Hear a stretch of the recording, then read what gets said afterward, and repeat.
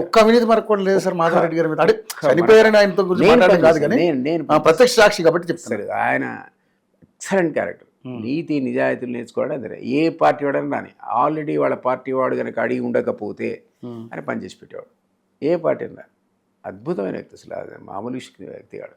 నేను ఒకసారి అడిగా, ఏంటి సార్ వచ్చినోడు కల్లా కాగితం పెట్టి టక్క ప్లీజ్ కన్సిడర్ ఎగ్జామిన్ కన్సిడర్ రాసి ఇచ్చేస్తారంటే ఆయన అనేవాడు, దిలీప్ ఎంతో కష్టానికి నష్టానికి వచ్చి మన దాకా వస్తాడు, వాడు ఇక్కడ దాకా రావడానికి కష్టం పాపం. వచ్చినాక మనం ఎండార్స్మెంట్ చేసామనుకో వాడు 50% వాడు సాటిస్ఫై అయిపోతాడు. అమ్మ సార్ నాకు రాసి ఇచ్చాడు అనుకుంటాడు. ఈ కాగితం పట్టుకొని పోతాడు. అవతల వాడు నా మీద అభిమానం వాడు అనుకో, వాడు పని చేసేస్తాడు. నాకు 75% పని అయిపోయింది వాడు. ఒకవేళ 25% కాలేదనుకో ఏం చేస్తాం, మన ప్రయత్నం మనం చేసామని అనుకుంటాడు వాడు, కానీ నన్ను తప్పబడ్డాడు. కాబట్టి ప్రజల మధ్యలో ఉన్న సందర్భంలో వాళ్ళను మనం అర్థం చేసుకొని వచ్చిన వాడికి ఖచ్చితంగా కలవాలి, వాడికి రాసి ఇవ్వాలి, ఏ పనైనా కానీ కాకపోయి అని అన్నాడు. పాపం ఎంత గొప్ప కాన్సెప్ట్ మేము నేర్చుకునేవారు. 17,000 ఫైల్స్ అంటే ఇంతవరకు ఏ మంత్రి గారి చరిత్రలో ఇన్ని ఫైల్స్ అయి ఉండొచ్చు ఫైల్స్, కానీ కాసుకుసో లోపాయకారి వ్యవహారం లేకుండా ఏం జరుగుతాయి అసలు? అధికారం కదా, అధికారం అనేది ఇట్స్ ఓపియం. మావో సెట్టింగ్ అంటాడు, పవర్ ఈజ్ ఓపియం అంటాడు. మావో సెట్టింగ్ అంటే మొత్తం అది. తర్వాత కరప్షన్ లేకుండా అసలు ఎట్లుంటావు, చుట్టూ మంచినీళ్ళు, ఆ మంచినీళ్ళలో నువ్వు బోట్ వేసుకొని పోతున్నావు. ముట్టుకోవడానికి వీళ్ళదంటే ఎంత కమిట్మెంట్ ఉండాలి. ఆ రకంగా ఒక ఆదర్శప్రాయుడు ఆయన. కాబట్టి ఆయనకు నక్సలైట్లకు సంబంధం ఉంది కానీ చంద్రబాబు గారికి సంబంధం ఉంది కానీ 80% అనుకోను. ఆ రూమర్స్ ఎలిమినేట్ కృష్ణారెడ్డి గారు పబ్లిక్ స్పీచ్లో మీటింగ్లో చెప్పాడు, చంద్రబాబు పంపించాడు. ఎందుకంటే ఆయన పోయి బీఆర్ఎస్లో చేరాడు, అప్పుడు టీఆర్ఎస్లో చేరాడు. ఆ తర్వాత ఆయనకి ఎమ్మెల్సీ ఇచ్చారు బీఆర్ఎస్. దాంతోనే ఆయన గ్రౌండ్, ఆయన బ్యాక్గ్రౌండ్ అంతా అదే. మాధవరెడ్డి గారి ద్వారా వచ్చినటువంటి లెగసీ తప్ప ఎలిమెంట్ కృష్ణారెడ్డి పాలిటిక్స్లో లేడు, రిటైర్డ్ టీచర్ ఆయన. అయినా సరే ఈ అంశాన్ని ప్రచారంలో పెట్టాడు కాబట్టి ఆ పొలిటికల్ మైలేజ్ అక్కడ వచ్చింది. ఏది మన చంద్రబాబుకు కేసీఆర్కి పడేది కాదు. దాని అడ్వాంటేజ్ తీసుకున్నాడు కృష్ణారెడ్డి గారు వాడే. కానీ ఎందుకు ఆయన అనుకున్నాడు అట్లా, తమ్ముడైతే ముఖ్యమంత్రి అయితే ఉండేవాడు, కావాలని చేసి పెట్టాను ఒక అపోహ తప్ప 100% నాకైతే నా కాన్ఫిడెన్స్ ఎక్స్ట్రీమిస్ట్ అట్లా. నిజంగా మీరు అన్నట్టుగా ఎవరైతే నక్సలైట్లు కనుక ఆ లెటర్ కనుక ఆ నెక్స్ట్ డేనే రిలీజ్ చేయకపోతే డెఫినెట్ అనుమానం బలపడేది. డెఫినెట్లీ అంతే కదా. మరి అనుమానాలు వస్తాయి, ఎవరు చేస్తారు ఏంటి అని వస్తాయి కదా. ఆ తర్వాత ఒక 1.5 year తర్వాత ఎప్పుడైతే మేడం మినిస్టర్గా ఉన్నారో ఒకరోజు డీజీ దొరగారు వచ్చారు మాకి. డీజీ దొరగారు వచ్చి చెప్పారు, ఆ ఇన్సిడెంట్లో సంబంధం ఉన్నటువంటి నలుగురిని కూడా మాకు దొరికారు, వాళ్ళు ఎన్కౌంటర్ చేసామని చెప్పాడు.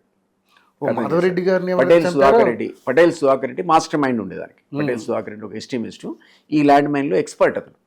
చాలా చోట్ల ల్యాండ్ మైన్స్కు ప్రముఖ పాత్ర వహించాడు అతను. పటేల్ సుధాకర్. అతన్ని ఆయనతో ఈ సహకరించిన వాళ్ళ ముగ్గురిని మొత్తం నలుగురిని కూడా మేము అంటే ఎన్కౌంటర్ జరిగిందంటారు. ఎన్కౌంటర్ పోలీస్ ఎన్కౌంటర్ ఏంటది, వీళ్ళు వాళ్ళు నిజంగా తుపాకులు పెట్టి కొట్టుకునేదే ఉండదు, వేసి పారేస్తారు. ఎన్కౌంటర్ తుపాకులు దొరికినాయి అంటారు, 4 తుపాకులు అడవాడేస్తారు, 2 పడేస్తారు, మనం అనకూడదు కానీ అంతే. అది ఒకసారి నిజంగా జరుగుతుంది, అప్పుడు వీళ్ళు వస్తారు పోలీసులు. అది చాలా అరుదుగా జరుగుతుంది. మామూలుగా majority of the encounters unfortunately police వాళ్ళే ఉంటాయి. నేను ఆ శాఖకు ఆంతరంగిక కార్యదర్శి పనిచేసి అనకూడదు కానీ బట్ నాకు తెలుసు మోస్ట్ ఆఫ్ ద ఎన్కౌంటర్స్ ఏముంటాయో. సో ఈ రకంగా మాధవరెడ్డి గారు దురదృష్టవశాత్తు తనకున్న శాఖకు సంబంధించిన బాధ్యతలు 100% ఒక బాధ్యతతో తూచా తప్పకుండా పాటించి ఆ నిజాయితీకే బలైపోయాడు. సో మీకున్న పొలిటికల్ అంటే ఈ చరిత్రలో అటువంటి వ్యక్తిని ఫస్ట్ టైం చూడడం? నేను చూడలేదు, I never seen the honest person. నేను చూడలేదు.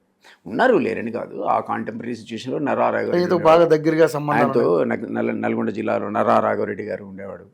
ఆయన పాపం గ్రేట్ మ్యాన్ ఉండే. ఆయన మాకు పేరు జ్ఞాపకం లేదు, రామకృష్ణారెడ్డి గారని ఇక్కడ అప్పట్లో రామన్నపేట ఒక కాన్స్టిట్యున్సీ ఉండేది. ఆయన రామకృష్ణారెడ్డి గారు పేరు ఉండేది. ఆయన కూడా వెరీ హానెస్ట్ మ్యాన్. కమ్యూనిస్టులు ఆ రోజుల్లో నల్గొండలో ఎక్కువ ఉండేవాళ్ళు. Most of them very honest. ఆ చరిత్ర అప్పుడు పరిస్థితి వేరే. అసలు ఆ టైంలో మీరు చెప్పే 25 సంవత్సరాల క్రితం రాజకీయ వ్యవస్థలో నిజాయితీకి గుర్తింపు గౌరవం ఉండేది. ప్రజలు కూడా నిజాయితీ పనులకు ఓట్లేసేవాడు. అట్లా కొన్ని పేర్లు ఉన్నాయి, ఇవన్నీ మనం అనడానికి వీల్లేదు. వావిలాల గోపాలకృష్ణయ్య గారు ఉండేవాడు, ఇంకా వెనకపోతే అసలు ఉన్న ఆస్తులు అమ్ముకున్నారు కదండి. భీమిరెడ్డి నరసింహరెడ్డి నల్గొండలో ఉండేవాడు, ఎంపీగా. వేలాది ఎకరాలు ఉండేది. మొత్తం అమ్మటం కాదు, పంచిపారేసాడు పేదలకి. ఆ హిస్టరీ, ఆ తరం వేరు. అసలు ఇప్పుడు 1000 ఎకరాలు కూడబెట్టుకుంటే తప్ప ప్రజలు మంచి లాక్కుంటున్నారులేండి. ఉన్నాయి లాక్కుంటున్నారు.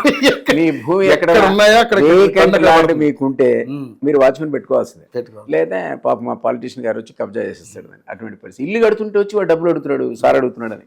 ఘోరంగా అనకూడదు ఉంది కానీ పరిస్థితి. హైదరాబాద్లో కార్పొరేట్ డబ్బులు అడుగుతున్నాడు అంటారు వాడు. ఇంకోటి వచ్చాడు నేను కట్టడం అని కాదు, చుట్టుపక్కల కన్స్ట్రక్షన్ అయితే నాకు వచ్చి చెప్తుంటారు, సార్ ఎవరు సార్ కార్పొరేటర్ సార్ మమ్మల్ని ఎదిరిస్తున్నాడు సార్ అంటారు.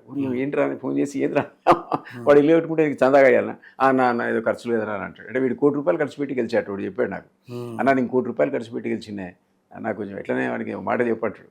ఇది పాలిటిక్స్, ఇది పాలిటిక్స్ ఈరోజు అన్ఫార్చునేట్. అట్లాంటి ఒక అంటే ఆ జనరేషన్ చూసాం మేము. మాకు ఒక అద్భుతమైన అవకాశం దొరికింది అట్లాంటి వాళ్ళని చూడడానికి. సో లేరు అట్లాంటి వాళ్ళలో మాధురెడ్డి కూడా అద్భుతమైన వ్యక్తి. రైట్.